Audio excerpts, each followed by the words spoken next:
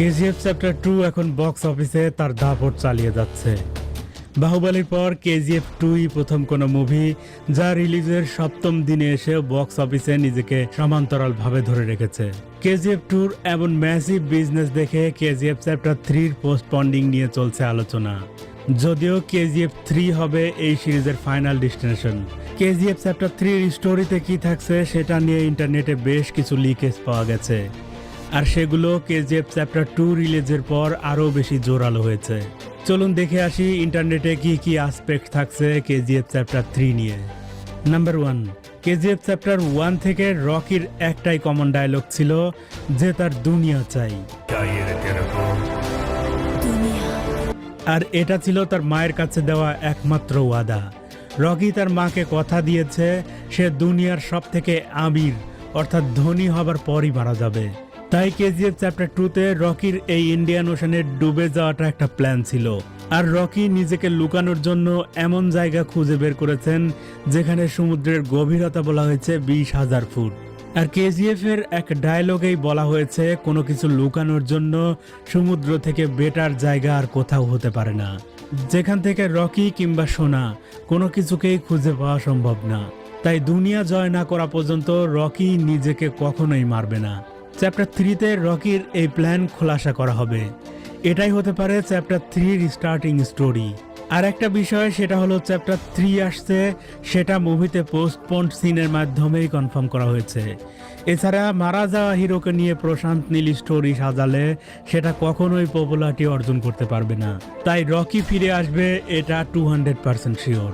Number 2, প্রশান্ত নীল বেশ কিছুদিন আগেই ঘোষণা দিয়েছেন তিনি সাউথ হিরোদের নিয়ে একটি সিনেম্যাটিক ইউনিভার্স ক্রিয়েট করবেন, আর সেখানে সাউথের এমন ধামাকা অ্যাকশন আর সাসপেন্স থ্রিলার মুভির স্টোরি রাখা হবে যা সাউথ মুভির মেইন ফিচার। প্রশান্ত নীল জানান তার স্বপ্ন হলিউড মুভি ডিরেক্ট করবেন, আর সেটা যদি তিনি নাও করতে পারেন তবে ইন্ডিয়ান ফিল্মকে হলিউডের কাতারে নিয়ে যাবেন। Prashant Neil, I would want him to direct an Hollywood film, and that's my dream. প্রশান্ত নীলের এই সিনেমেটিক ইউনিভার্সের প্রথম হিরো রকিং স্টার ইয়াশ, আর তার এই ইউনিভার্সের সেকেন্ড হিরো হতে যাচ্ছেন রেবেল স্টার প্রভাস। কারণ প্রভাসকে নিয়ে নীলের সালার মুভি আসছে যার স্টোরির স্টার্টিং হতে যাচ্ছে কেজিএফ থেকেই। তাই কেবলমাত্র শুরু হওয়া এই ইউনিভার্সের প্রথম হিরো রকিং স্টার ইয়াশকে এত তাড়াতাড়ি হারানোর মতো স্টোরি কখনোই লিখবে না প্রশান্ত নীল। মূলত স্টোরিটি এমনভাবে সাজানো হয়েছে যেখানে কেজিএফ এবং সালারের ফাইনাল ডেস্টিনেশন পাওয়া যাবে কেজিএফ চ্যাপ্টার 3-র স্টোরিতে। নাম্বার 3, চ্যাপ্টার 1 থেকে আমরা দেখে আসছি রকির ছোটবেলা থেকেই পানির সাথে যুদ্ধ করে জিতে আসছে। ছোটবেলায় তার ভাঙা ঘরের ছাউনি দিয়ে পানি পড়ে রকির যখন নিউমোনিয়া হতো তখন ডাক্তার তার খারাপ অবস্থা ঘোষণা করার পরও তেমন কিছুই হতো না তার। তাই পানির সাথে যুদ্ধে এবারও ফিরে আসবে রকি। এছাড়া কেজিএফ তো মিসাইল নিক্ষেপ করে শেষ করে দেওয়া হয়েছে, যদিও কেজিএফে এখন কিছুই নেই কারণ রকি 2 বছরে কেজিএফ এর সকল সোনা তুলে নিয়েছেন। চ্যাপ্টার 2-তে মূলত ইন্ডিয়াতে রকির সকল কারবার শেষ করা হয়েছে কারণ কেজিএফ এখন বিধ্বস্ত। রকির ওয়াইফ রিনাকে মেরে ফেলা হয়েছে, আর রকির মায়ের কবর দেখাশোনার জন্য তার বাবাকে রেখে গেছেন। তাই চ্যাপ্টার 3 সাজানো হয়েছে দুনিয়া জয়ের স্টোরিকে নিয়ে। নাম্বার 4, চ্যাপ্টার 1 এবং 2-তে এই স্মাগলিং এর সব থেকে বড় গডফাদার ছিল এনায়েত খলিল, যিনি এখনো জীবিত। রকি এবং এনায়েত খলিলের মধ্যে একটি বিজনেস ডিল হয়, তবে কি ছিল সেই বিজনেস ডিল সেটা দেখানো হয়নি। দেখানো হয়েছে রকি শুধুমাত্র এনায়েত খলিলের থেকে অস্ত্র কিনে আনেন, তবে ডিল সম্পর্কে কিছুই খোলাসা করা হয়নি। আর রকি যখন সকল সোনা নিয়ে ইন্ডিয়ান ওশানে এগিয়ে যান তখন এনায়েত খলিল তার সৈন্যদের জানিয়ে দেন তাদের আখেরি ওয়াক্ত চলে এসেছে।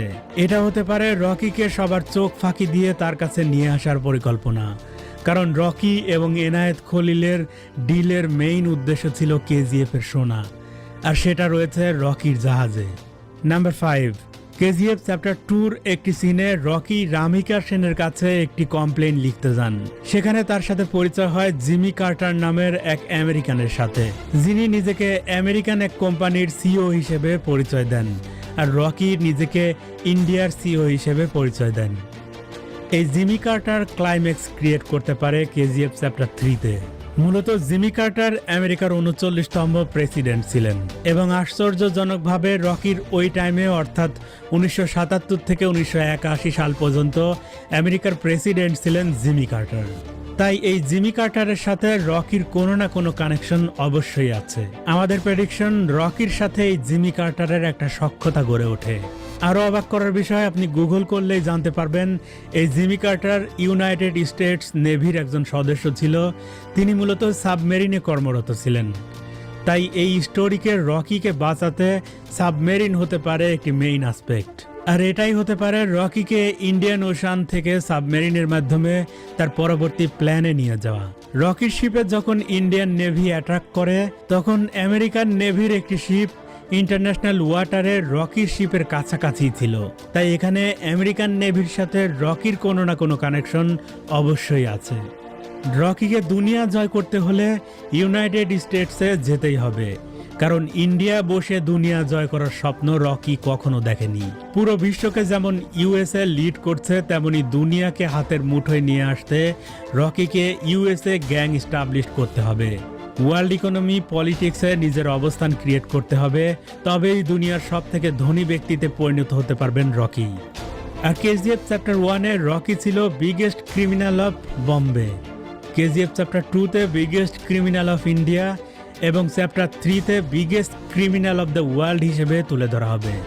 ভিউয়ার্স, কেজিএফ মুভি সম্পর্কে আপনার মতামত কমেন্টস করে জানান আমাদের।